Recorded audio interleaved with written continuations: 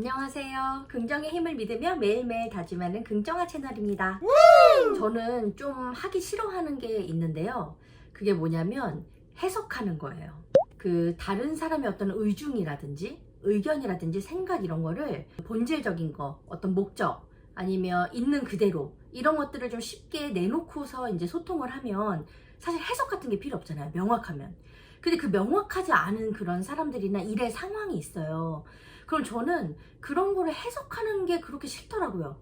아니, 명확하게 딱 이렇게 설명이 되거나 정확하게 안내가 되어 있으면 그 안에 숨은 뜻이라든지 뭐 이런 것들을 헤아릴 필요가 없는데 가끔은 막 뭔가를 헤아려야 될 때가 있어요.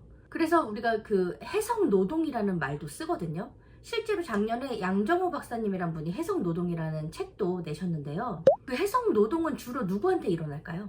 권력이 별로 없는 사람한테 더 많이 일어날 수밖에 없을 것 같아요. 근데 저는 이 해석 노동을 별로 좋지 않다라고 보는 거고요. 왜냐면 우리가 본질적으로 정말 해야 될 거, 중요한 거, 이거를 해야 할 시간에 도대체 이건 무슨 뜻일까? 어떻게 해야 되는 걸까? 라는 고민을 하고 막 생각을 하느라고 시간을 허비하는 건 정말 도움이 되지 않는다고 생각하거든요.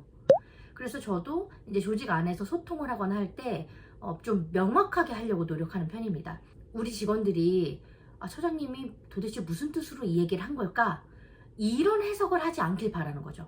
저 또한 제 윗분들이 그러지 않길 바라고 제가 생각하기에 명확하지 않을 때 저는 반드시 물어보거든요. 어떤 누군가는 그거 알아서 새겨들어야지라고 하겠지만 10길 물속은 알아도 1길 사람 속을 모른다는데 해석 노동을 하게 하는 그런 조직은 별로 좋지 않은 조직이다라는 생각이 들더라고요. 주로 상급자는 하급자를 그렇게 인식하지 않지만 하급자는 상급자의 지시를 받기 위해 대기를 하고 그 기대에 부응하려고 노력하기 때문에 그런 어떤 기분, 의중 이런 것들을 이제 살피게 된다는 거죠. 그러니까 결국 그 직급이 낮은 사람이 높은 사람을 헤아리려고 하는 그런 어떤 노동인 건데 그거 하라고 월급 주는 거 아닌 것 같아요. 그리고 그런 상황에 계속 노출되어 있는 사람들은 자기 판단하기가 정말 어려울 것 같고요. 그렇기 때문에 혹시 내가 하급자들에게 해석 노동을 시키고 있지 않은가? 리더들은 이 부분을 좀 보셔야 할 것 같아요.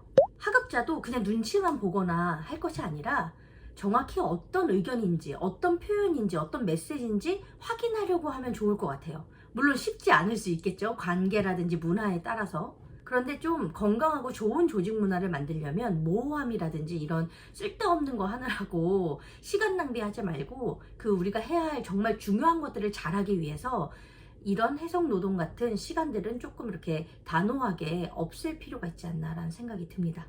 그리고 누구나 자기 의견을 좀 자유롭게 표현할 수 있는 그런 분위기가 형성되어야 할 것 같고요. 뭐 누군가의 어떤 성과나 결과물이나 이런 것들을 주관적인 것이 아닌 어떤 객관적인 평가로서 이루어질 수 있도록 해야 누구의 구미에 맞게 하지 않는 정말 좀 정의롭고 공정한 그런 조직 문화가 만들어지지 않을까라는 생각을 해봅니다. 그럼 오늘도 외쳐보겠습니다.